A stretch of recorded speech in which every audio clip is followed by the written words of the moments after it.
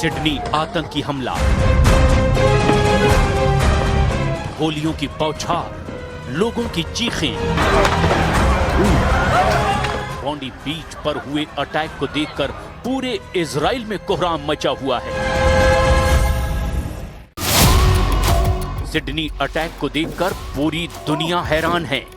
Israel की सड़कों पर मृतकों को श्रद्धांजलि दी जा रही है, क्योंकि हमला तो सिडनी में हुआ है, लेकिन इसका सबसे बड़ा दर्द तेल अवीव में हो रहा है। वो इसीलिए क्योंकि सिडनी में यहूदी लोगों को टारगेट बनाया गया। वो अपने त्योहार हनुक्का के दौरान समंदर के किनारे मौजूद थे और इसी दौरान आतंकियों ने उन पर हमला कर दिया। लोगों पर ताबड़तोड़ फायरिंग करने वालों के वीडियो देखकर सबसे ज्यादा तनाव और गुस्सा है। सिडनी से आए वीडियो देखकर नेतन्याहू बार बार परेशान हो जाते हैं। नेतन्याहू को बर्दाश्त नहीं हो रहा कि कैसे उनके नागरिकों को इजराइल के बाहर टारगेट किया गया। नेतन्याहू के लिए सिडनी जैसे हमले अब असहनीय हो चुके हैं। नेतन्याहू बार बार बता रहे हैं कि वो इसका जवाब जरूर देंगे, लेकिन बड़ा सवाल ये है, जवाब किसे देंगे? זה לא קרה באוסטרליה. זה קרה שם היום משהו נורא. רצח בדם קר.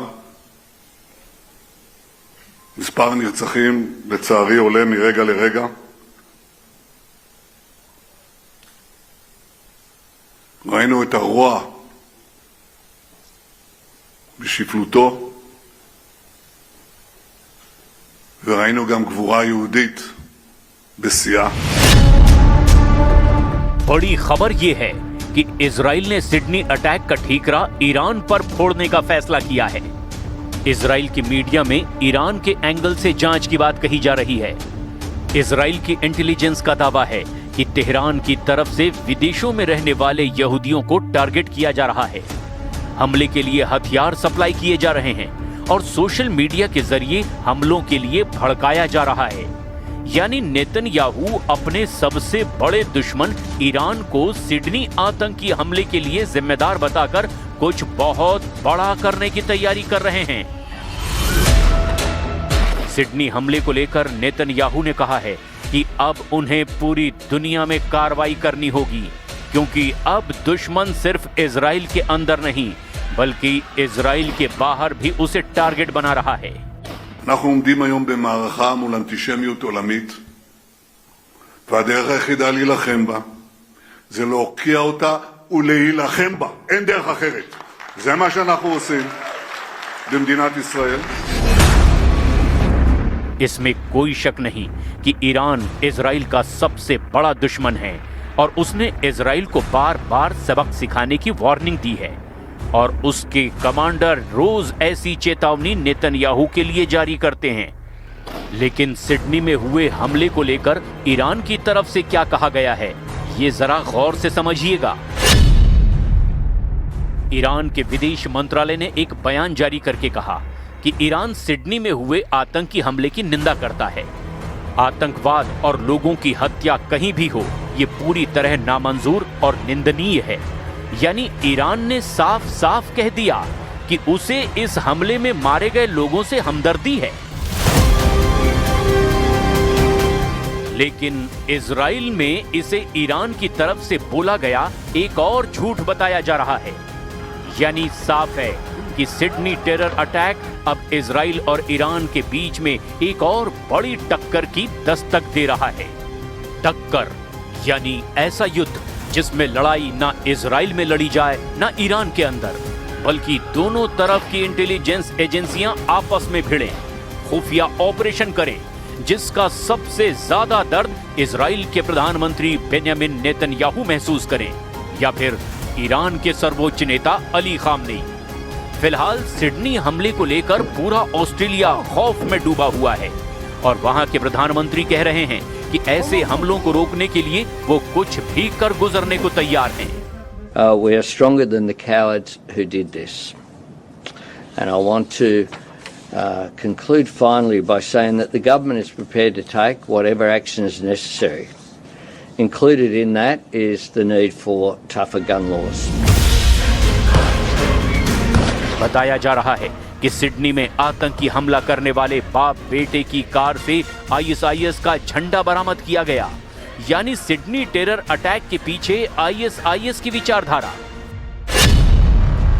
वहीं बड़ा सच ये भी है कि सीरिया की सत्ता पर काबिज हुए अहमद अल शरा या अल जुलानी पहले तो आईएसआईएस और अल कायदा का सरगना था और दिसंबर 2024 में अमेरिका और इजराइल की खुफिया एजेंसियों की मदद से ही उसने सीरिया में बशर अल असद का तख्ता पलट किया था।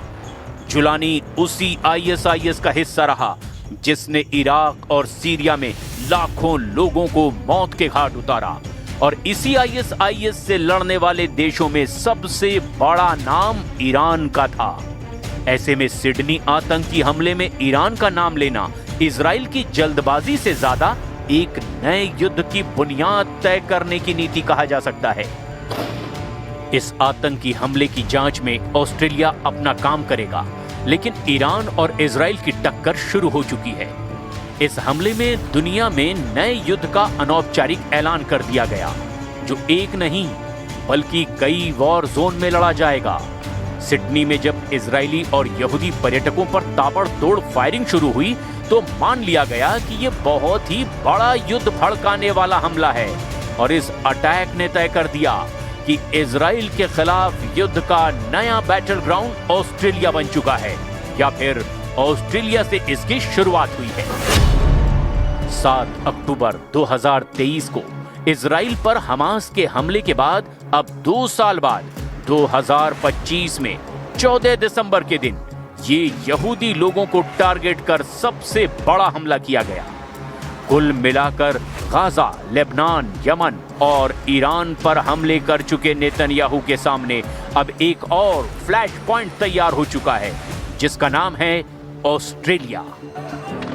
सिडनी में समंदर किनारे हुए हमले ने पूरी दुनिया के होश उड़ा दिए। सिडनी में क्या हुआ बहुत गौर से समझिए, क्योंकि 14 दिसंबर को हुए इस हमले के बाद कई मोर्चे बदल सकते हैं, कई मोर्चे खड़े हो सकते हैं और कई मोर्चे शुरू होने से पहले ही तबाह किए जाएंगे, इसकी तो पूरी गारंटी है।